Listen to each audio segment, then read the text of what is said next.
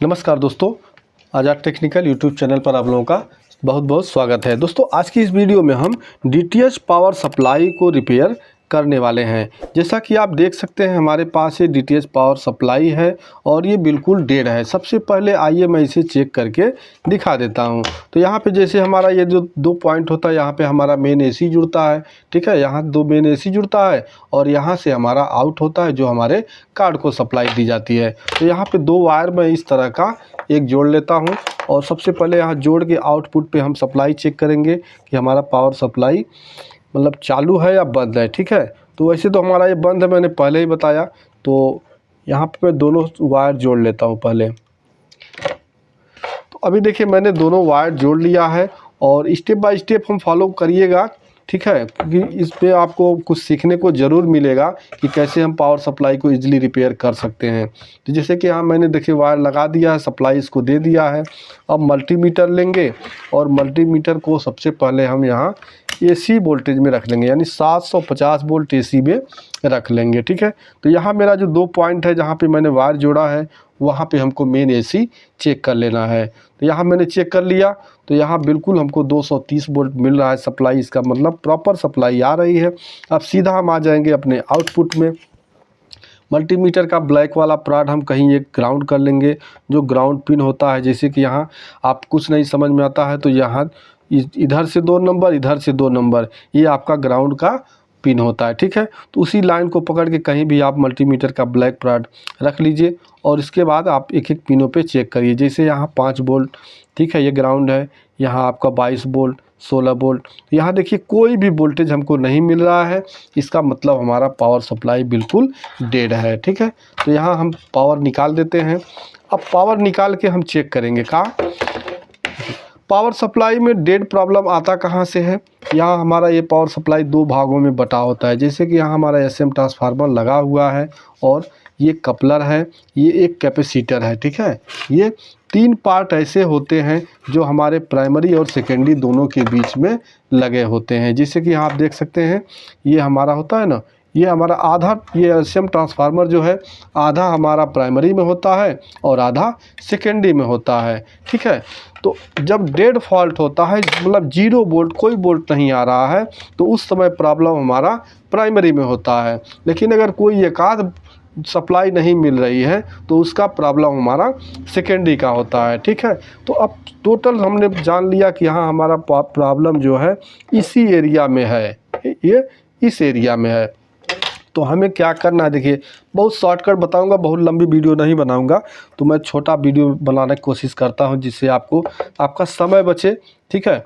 तो यहाँ आपको मल्टीमीटर को रख लेना है बजर वाले रेंज में।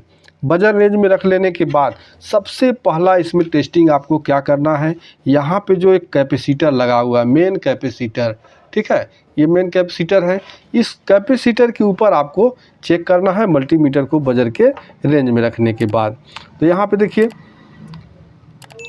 यहाँ पे आपको एक साइड से वैल्यू मिलना चाहिए और एक साइड से वैल्यू नहीं मिलना चाहिए। जैसे कि यहाँ वैल्यू नहीं मिला तो मल्टीमीटर का प्रोड हम यहाँ पे पलट लेंगे। तो यहाँ पे देखिए एक साइड से वैल्यू हमको मिल गया। अब यहाँ एक साइड से वैल्यू मिलने का मतलब ये है, ये जान लीजिए कि यहाँ कैपेसिटर के बाद इधर ये आपका आईसी हुआ, ठीक है, और ये कैपेसिटर, इनमें हमारा कोई शॉर्टिंग नहीं है।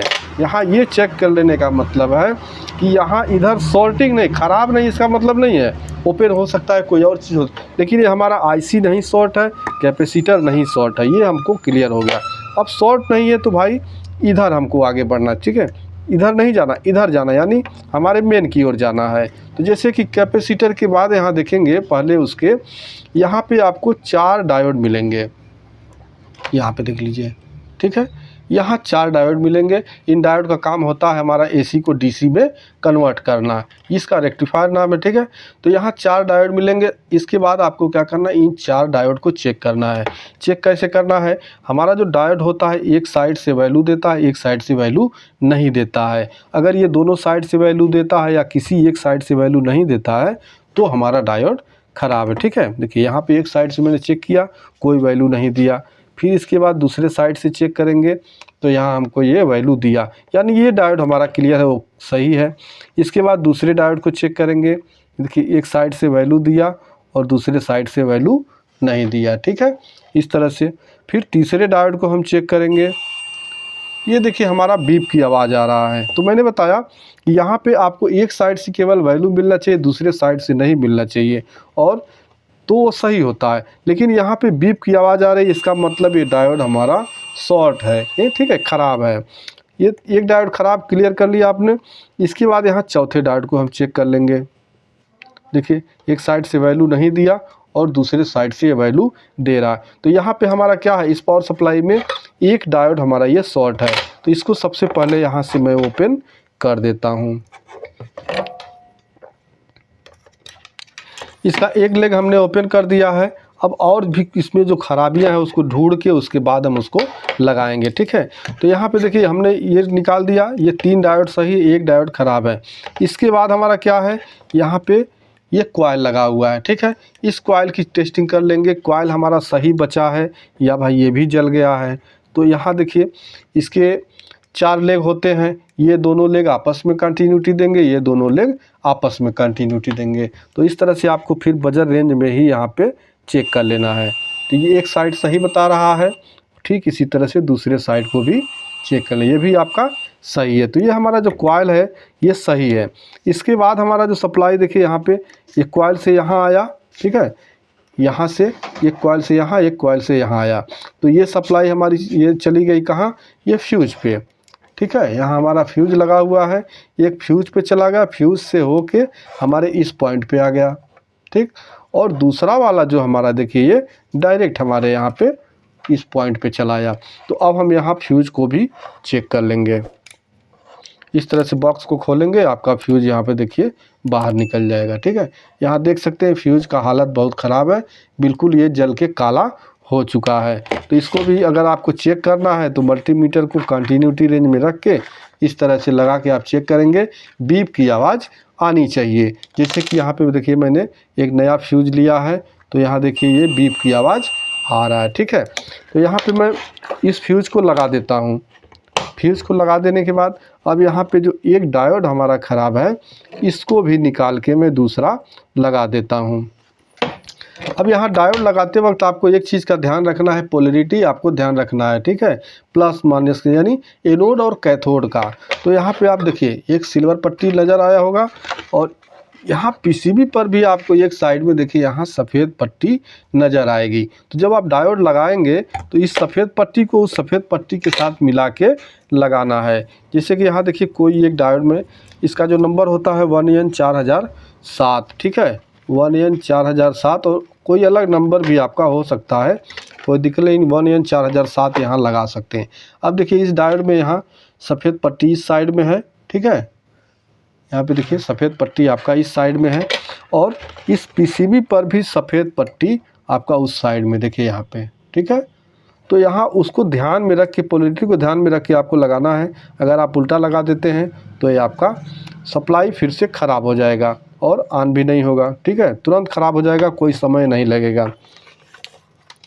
तो अभी दोस्तों हमने यहाँ डायोड को लगा दिया है, ठीक है। डायोड लगा देने के बाद अब हम इसको सप्लाई देंगे, ठीक है। तो आप सप्लाई सीरीज में ही दीजिएगा, वैसे पैरेलल मत दे दीजिएगा, नहीं तो कोई और शॉर्टिंग होगा तो आपका फिर ख़राब हो जाएगा सारा, ठीक है। तो यहाँ सीरीज में मैंने सप्लाई जोड़ दिया है। सबसे पहले यहाँ मेन एसी चेक कर लेते हैं।